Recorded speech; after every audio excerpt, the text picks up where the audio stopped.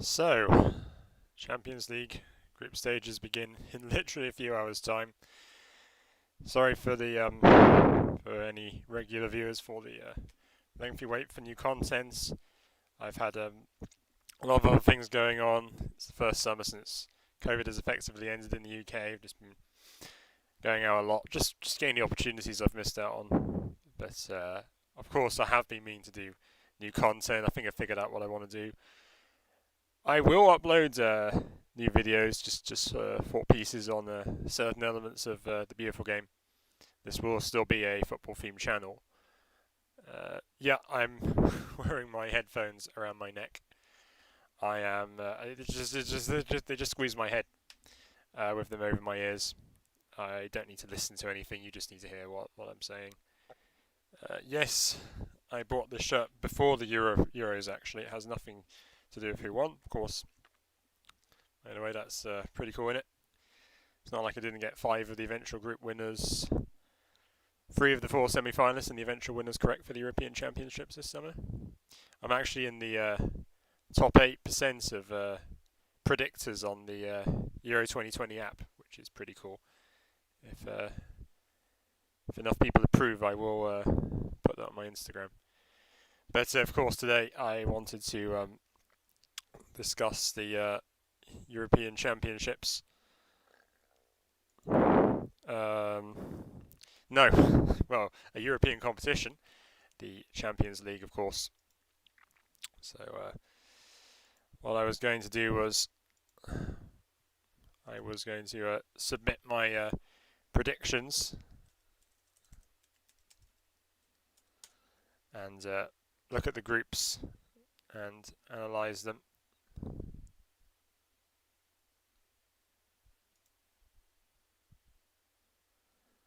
So what I'll do is in one window I'll have the summary of the groups and what I predict will happen, and on the other side I'll just to display it, I'll enter in who I think will complete each group. It's just finding the right website. We'll just use UEFA's official site here. So group stages have been completed.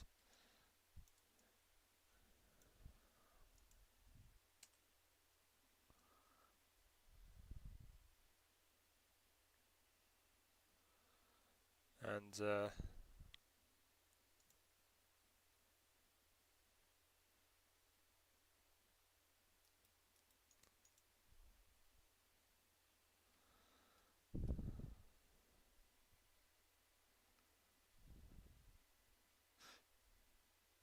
still waiting for the website to load here.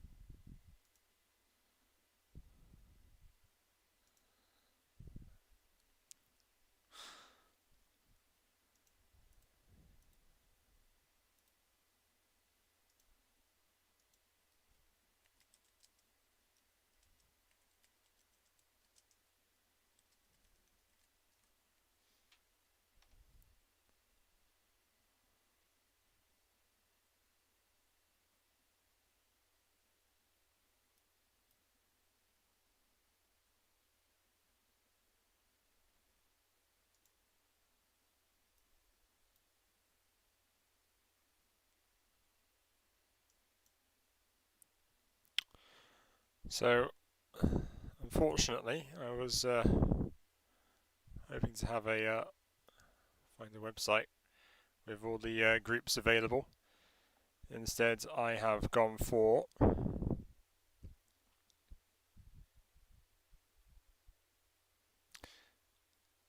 look at each Champions League group individually first of all. I have remember to switch on the settings so that my cursor is visible.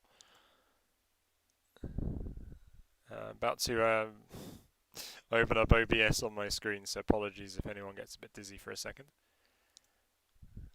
There we go. An infinite hall of OBS screens there. And you can see my voice.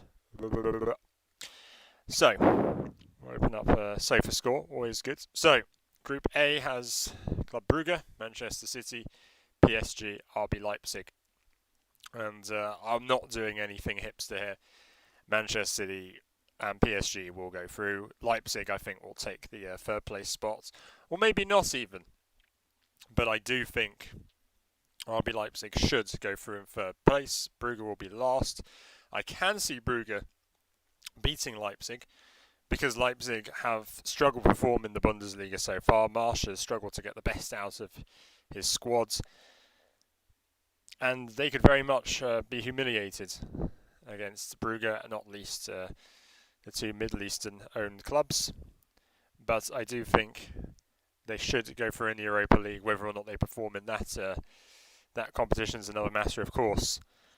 Leipzig have been humiliated. No, German teams have consistently been humiliated. Hoffenheim and Leverkusen were knocked out very early on in the Europa League earlier this year in the knockout stages. So it's just a matter then of who will finish on top out of City and Paris Saint-Germain. I think it will be Manchester City to top the group in this one because head-to-head might matter, but I think Manchester City are pretty cohesive. They usually go through Champions League groups without a lot of difficulty. I also think Paris Saint-Germain's squad is still gelling. The first team is yet to, the full strength team is yet to play together. We're yet to see Messi, Mbappe, and Neymar play each other once. I don't think Ramos has featured for the club so far. So Manchester City will top the group ahead of Paris Saint-Germain, then Leipzig, then Club Brugge in first. So basically with this table, just bump Brugge down to the bottom, and that's my order. Group B features AC Milan, Atletico Madrid, Porto, and Liverpool. Again, I'm not really expecting many surprises from this group. It will be Liverpool and Atletico to go through. I think both teams are well drilled for European competitions. Of course, maybe Liverpool seeking to avenge for what happened a year and a half ago at Anfield. And I think they will bother Atletico. AC Milan won't be strong enough. They'll be solid, but I don't think they'll be strong enough, and they'll want to focus on their domestic campaign. I think just qualifying for the Champions League and getting the Champions League money is more important for Milan than a deep run in the European competitions. Ironically, their last games in the Champions League were 7 years ago against Atletico Madrid, knocked out in the last 16. I do think Liverpool will top this group over Atletico Madrid, so then the question is who out of Milan or Porto will take that third place spot in the Europa League route. It's going to be Milan again. I'm again going for the stronger team on paper. I don't feel, despite drawing with Sporting the other day, I don't think Porto have the quality. Like Brugge, I can see them taking third place, but my prediction is that Milan will be third ahead of Porto. Liverpool on top of Atletico Madrid. Group C, and there is Sporting actually, conveniently, as well as Dortmund, Besiktas and Ajax. And straight away I'm going to say Besiktas gone. They'll be gone in the first group. The Turkish league has become incredibly weak of late. There's a theory, there's a discussion that they rely so much on signing aging players on high wages. It reduces the competitiveness of their league against other European leagues. I think Domagoj Vida, the Besiktas centre back, also suffered a big injury recently. So, of course, Vida is never was a world class centre back, but a key player for them missing now. So Besiktas will be last. They might sneak a point or a win against one of the opponents, but I don't think they've got the quality there. They'll be gone pretty quick. Dortmund should top the group. I think whatever issues they have defensively, they of course needed some Erling Haaland magic against Hoffenheim and Leverkusen in the Bundesliga recently. They should go on top. It's just a matter of who will take seconds out of these guys. It's going to be Ajax, I think. The experience of Ajax, even though they have struggled to get to the knockout stages, haven't made it since their run to the semi-finals a couple of years ago. Ajax will finish runners-up. And Sporting, sadly, again, I think they'll want to focus on their domestic campaign, focus on another Primera Liga title. So Dortmund to come first over Ajax, and then Sporting, and then quite comfortably last should be Besiktas. Interesting group here: Real Madrid, Inter Milan, Shakhtar Donetsk, Sheriff Tiraspol. Tiraspol, the first ever Moldovan club in the Champions League, although they play in a region that deems itself an independent, sort of separatist region. So maybe not necessarily a true Moldovan club, but that's a discussion for another time there. Real Madrid have had sparkling attack so far. A lot of it, of course, comes through Benzema, but Vinicius Jr. is coming of age. Inter Milan, I'm really not sure what to make of them. They have had a really solid start to the season under new boss Simone Inzaghi. And they have the team for a three at the back system. Conte replaced by a manager who loves three at the back. And it's been working so far, despite a draw with Sampdoria recently, and I think Sampdoria are a better team than people will give credit for. Of course, since the Champions League is often so much about individual quality, I think Real Madrid should take over ahead, should come first ahead of Inter, even if Real's defence hasn't been at its best recently. A lot of individual mistakes in La Liga. Inter's defence, I think, has been pretty solid actually, but it should be a runner-up, and finally Inter go to the knockout stages of the Champions League for the first time in a decade. The question then is who out of the two East European sides will qualify for that third place spot. It will be Shakhtar Donetsk, I think. Shakhtar Donetsk have a very solid sort of pragmatic system under former Sassuolo boss De Zerbi. He left Sassuolo this summer for Shakhtar. And Tiraspol, a bit like what was the other team earlier on? Some teams like Brugge, like Porto, might surprise here and there, but I feel they in 6 games won't have the strength to take the third place spot. But anything third or better will be quite an achievement. Well done. Group E, this one is interesting, of course. You've got Bayern Munich and a team they demolished in the Champions League a year and a half ago, Barcelona. Then Benfica, Dynamo Kiev, and I'm very sorry to Benfica and Dynamo Kiev, but they don't stand a chance of going through. If these were one-off knockout ties, maybe they would have a better opportunity to progress. But the Champions League is all about the big money, the big opponents playing against each other as much as possible, and it is the big opponents who I think will progress out of it. Bayern Munich will top the group. I'm not going to buck any trends here.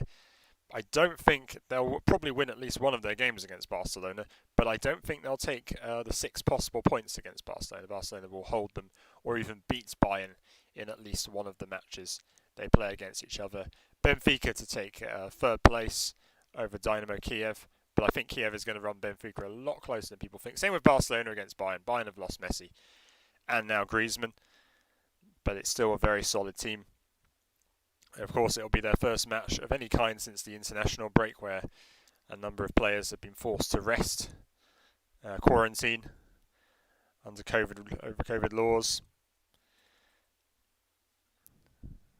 But the team should be okay. Group F is really interesting.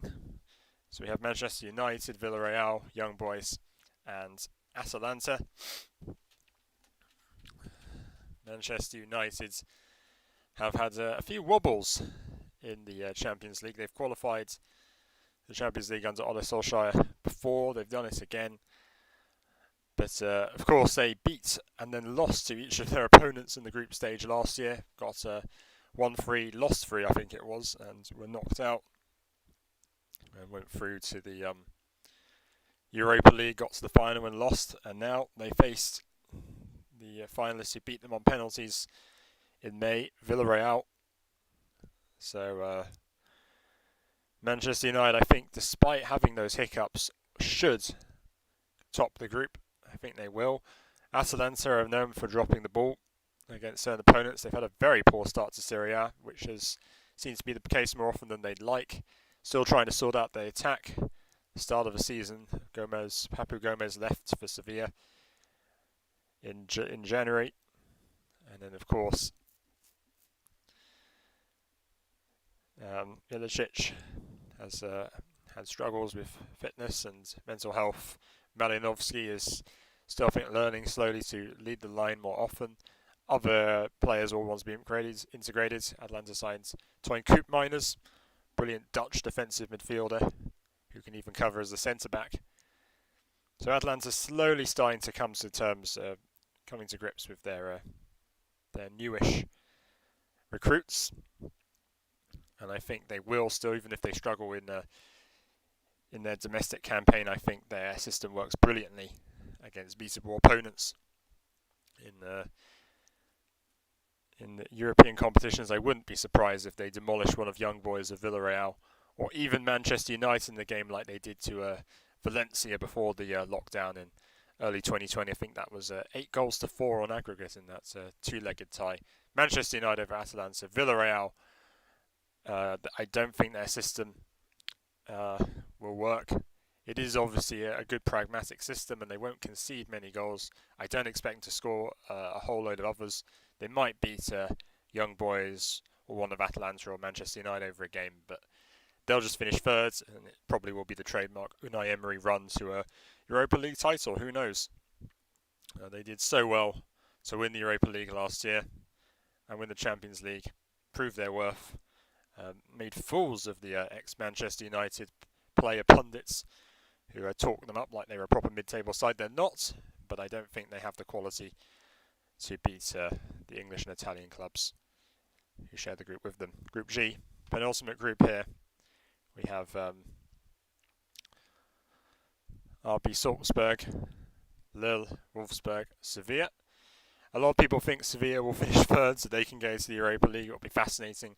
Sevilla and or an Unai Emery team, serial Europa League winners, if not losing finalists. But this time I think Sevilla will top their group. Last year they were in a solid group in the Champions League, arguably even tougher than this one, and they were still best of the rest behind Chelsea, still comfortably better than the other teams in their group, which I believe are Krasnodar and Rennes.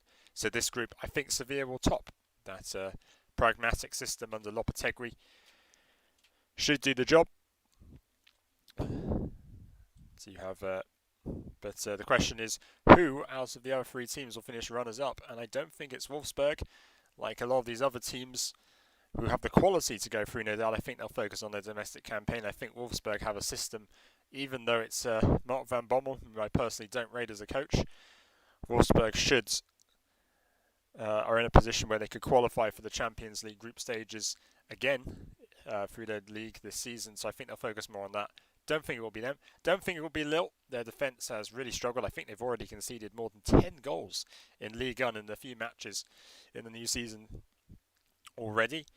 So runner-up behind Sevilla will actually be Salzburg. I think they have a really aggressive pressing attacking system. And I think the key to Salzburg is this young defensive midfielder called Kamara. And Mohamed Kamara, and his contributions to the team will be invaluable. So Kamara will be so important to them. Without him, I can see them still finishing third in their group. But with him, with his great positioning and playmaking from deep, they should have enough in them to go through as runners-up.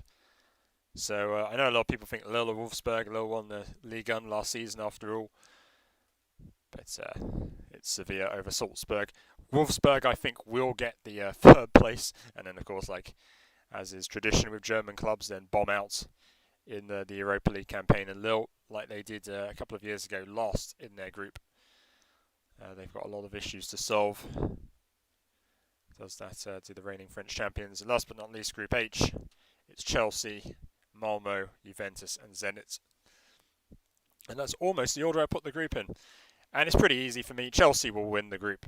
Their quality, the system they have, they can beat low opponents, low quality, deeper opponents with the quality and creativity their side possesses. They're very resilient against top sides, especially ill-prepared top sides. I think they'll make a mockery of Juventus, actually, who look very unprepared as things stand. Juventus will still have the individual quality, Dybala, Cuadrado, Chiesa and the like, and they'll comfortably beat Malmo and Zenit, but runner-up for them in their group. But I don't think Zenit will finish third. I think, like Turkey, the Russian league has been falling behind for a while. Zenit, of course, have been dominant in their own league, and I think they're going to cruise to yet another league title in Russia. But regardless, you think of Artem Zhuba's qualities as a centre forward, his goals will not be enough to see Zenit through. Even over Malmo. Malmo, a very wealthy side, especially for Swedish standards. And I think they might scare Chelsea or Juventus. Like some of these other teams, they'll punch above their weight. I do think, though, they will eventually slip to third place. But over Zenit, whose quality in the European competitions has been exposed time and again. Zenit last and Malmo third. I'm really sorry, guys, that I couldn't... I can't, produce a table and show you guys. And you'll have to listen to what I've said and... reference that. I know it's always nice to have a visual cue. I'll work on that for future videos, future streams. I think the majority of my videos for the time being, barring individual thought-piece videos, will be formatted through a live stream where I just talk and improvise to the webcam through OBS. Yes, I think in the end I gave pretty predictable teams to go through, because at the end of the day the Champions League is about individual quality. There's 6 games and the cream usually rises to the top here. If it was over 3 games, or if these guys were playing old-fashioned 2-legged ties against each other, like in the old days of the European Cup, I think it would be way more unpredictable. You could see Brugge or Porto, or each of the last place teams in these groups mounting upsets and making surprises, big teams getting knocked out, but UEFA need the big teams to play each other, more money for them, and it's pretty obvious. It's sad that the Champions League has been like this. There's yet to be a happy solution for everybody, but ultimately, what I will do is the plan is at some point I will do more videos where I cover. Let me just put my webcam back on. Again, I will cover more. I'll do live streams where I sort of do this sort of improvised talk about certain teams, certain players, certain runs of form, discuss what I think is going to happen, predict, analyse. Sounds like a lot, but I study games a lot, so I will bring up my conclusions and my thoughts on certain aspects of the world of football. And hopefully we can have discussions like that and react to this world of football. And I'm sure this season, the first one, it's so beautiful to see the fans back again. It's so fitting and refreshing, and ultimately it just feels right. It feels normal that the fans are finally back. Full support for all the teams, and that's how it should be. I think it was important that football had to continue under lockdown and behind closed doors. The games are still exciting, sometimes very chaotic and crazy, but once the fans come back, it just makes so much sense. It's so understandable. So at some point I will return. I'm sorry that the format is like this for the Champions League group predictions. I just didn't have the time or energy at the moment to do a more deliberate video. So I hope you enjoy what I presented, and I will continuously improve the efficiency of how I present these things. So thanks for watching, and if if you are watching the Champions League tonight, let's hope there's some fun games. There are some exciting spectacles. So Barcelona will host Bayern Munich in the Camp Nou. This is one of those games I don't think Bayern will necessarily win, especially with a full Camp Nou. United should see off young boys. I think Kiev could upset Benfica, and Villarreal to Atalanta. Sevilla will beat Salzburg, and Wolfsburg will defeat Lille. Probably the easiest one to predict is it will be a comfortable win for Chelsea. I could see them racking up a massive, 3-4, 5-0 win over the Russian side. Momo won't be able to hold off Juventus. But yeah, and regarding what I'm going to do for future content, yes, even I see some championship games. I will even be discussing leagues like that. So that's all to come in the next few weeks and months. And as I said, hopefully I should be able to improve the presentation of the content. I've just got a lot of other things going on. I've been looking for work, and amongst other things, the pandemic's over, and I've got a lot of stuff that I need to sort of achieve, which I didn't get the opportunity to do under lockdown. But I will see all of you very soon, hopefully, and take care and enjoy the football.